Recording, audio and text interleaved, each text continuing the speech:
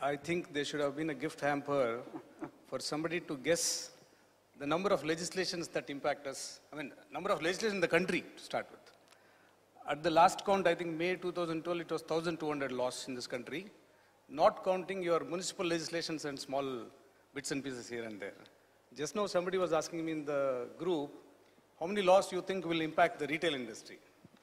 I can very safely place a bet on something like 80 to 100. That's the kind of legal environment we are unfortunately living in today.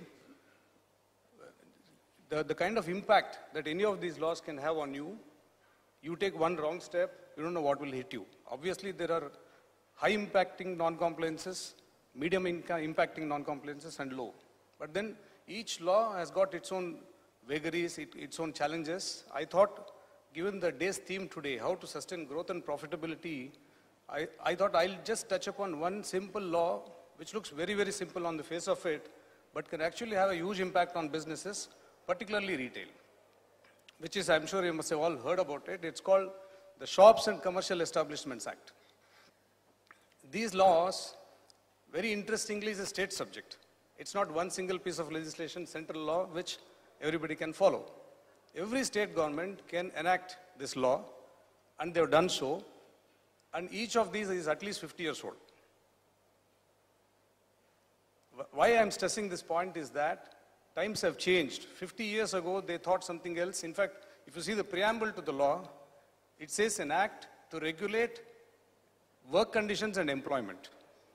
But very interestingly, there's one provision in this law which says every shop or an establishment, which unfortunately we are, all of us are, either a shop or a commercial establishment, have to shut shop for one day in a week. Now just back of the envelope calculation means 52 days you have to close in a year, which is straight 15% hit on your bottom line, top line. I can't say about bottom line so much right now, but then definitely a 15% hit on your top line. If it is a Sunday closure, I'm sure it'll be 25%. My finance colleagues will confirm that. So the big challenge here is every state government has enacted their law, and each state government follows their own practices. And unfortunately, we have operations in several states. So we are grappling with the problem, which is I just thought I will highlight what happens in 5-6 example states. All these laws in each state typically requires you a one-day closure. Okay, whatever may be the section number doesn't matter so much, but then you need to close for a day. The very section in some cases says the government can give an exemption from that rule. So therefore, you are at the mercy of the government to be able to get some exemption. There is a general exemption available in some states it's not there. And each state follows a different practice to implement this.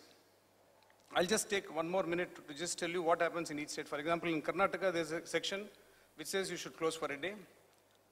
Implementation is not very strict. It's relatively easy to get an exemption from this particular requirement.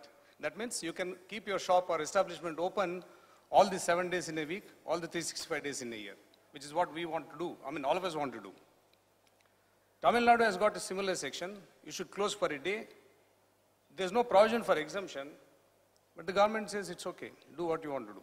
In the sense, they're being business friendly. That's what I mean. They're being business friendly in the sense they understand what it is, because the reason I told you this is a 50-year-old law. Those days, probably somebody thought workmen will be exploited. Things are much different today.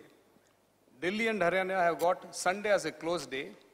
Very interestingly, very proactively, these two states, when you apply for a registration, in the registration certificate itself, they say we are giving you an exemption subject to 1, 2, 3, 4 conditions, which is good. Upfront, you know you're exempted. You have to follow those conditions, which I think is fair. If you go to UP, they have issued a general notification saying that this doesn't apply to anybody, which is again good for the industry. Punjab, you have to go and ask for exemption. Rajasthan is little unclear. So what I'm trying to say here is a law which requires shops and establishments to close one day in a week, following different practices, which can actually have a huge impact on the fortunes of the company. I think that's one big challenge to deal with this one single law in different states.